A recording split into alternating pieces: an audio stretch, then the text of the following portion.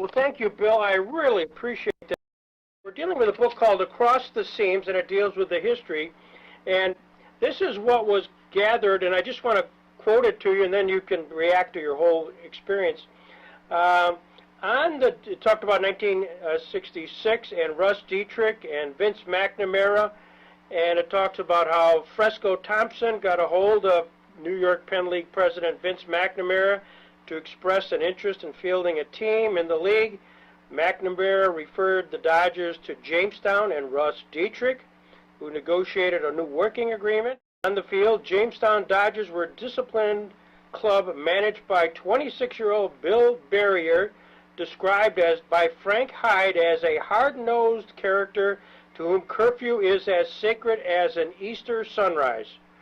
Berrier agreed with Hyde's assessment when he said, "When I tell my players to be in a certain time, I don't mean 5 minutes late," and they talk a little bit about the season. So, anyways, just curious, Bill, I knew you were in the Dodger system. How did you end up in Jamestown, New York?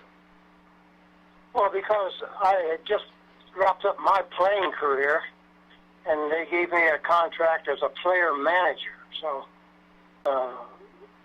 because I was playing AA and AAA baseball for 5 years. Okay. And so therefore, I had hurt my shoulder and elbow, and I was not able to throw anymore, but I could still swing a bat. So that's why they asked me if I'd be a player manager. Mm-hmm.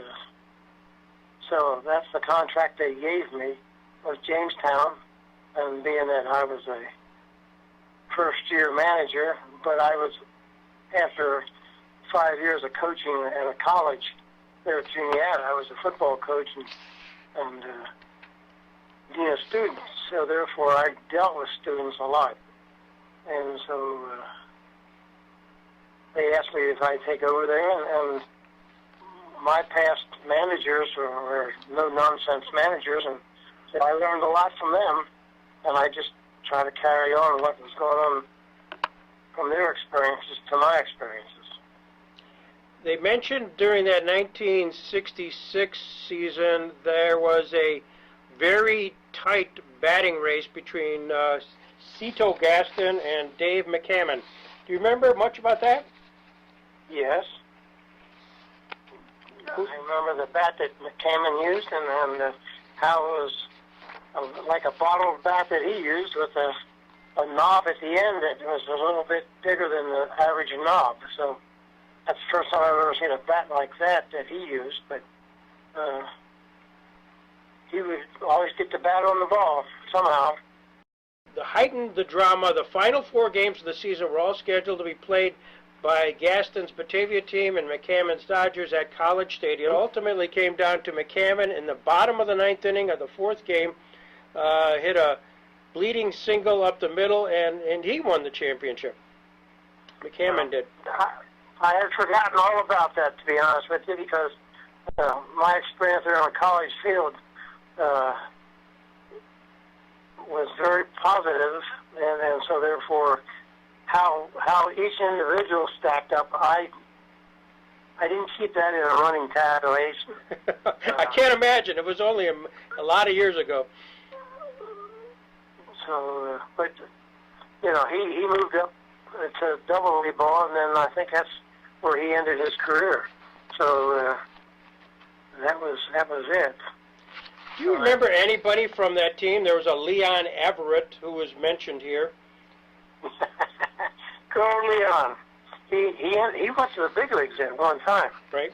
And the last time I heard from him, he was a taxi driver up in New York City. That's the last I heard of him. So, but the shortstop moved on. He was a pretty good basketball player and baseball player, and so he moved on.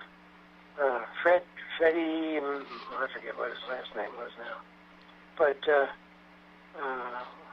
there's a few guys that moved on from that ball club up, and then there was a lot of them that was their final stay. So. But I had one guy that was an outfielder that broke his hand, and he had to go home early, but he went out to Los Angeles to see Dr. Job to look at his hand. So, but basically, those were the 4 or 5 guys.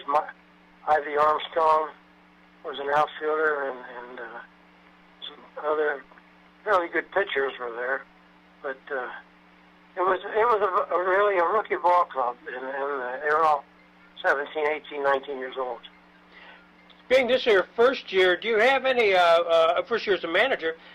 Did you get any learning experiences that led to you as ultimately you managed a few more years and then scouted that was kind of enhanced your skill sets at all?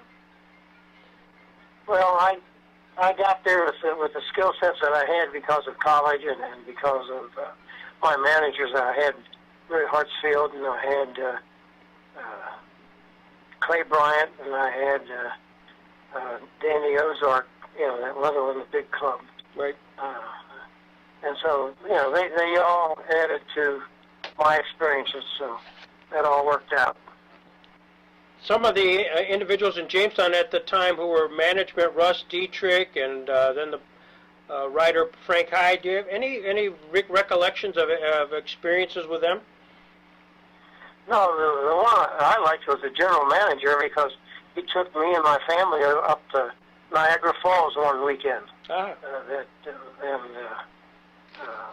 That's really the only experiences that I can remember that I can talk about. So, but there was some.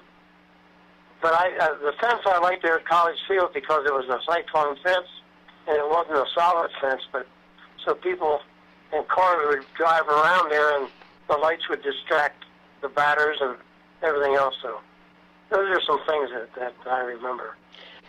I appreciate anything else that may have jogged your memory about the Jamestown experience that I should ask about? Well, you can ask about it, but there's only one situation I'm not going to talk about. But okay. Well, if we get together, I'll tell you the rest of the story. Okay. Someday. I look forward to it. Thank you, Bill, for your time. Okay. Well, thank you. Bye-bye. Have a good one. Yep. Bye-bye.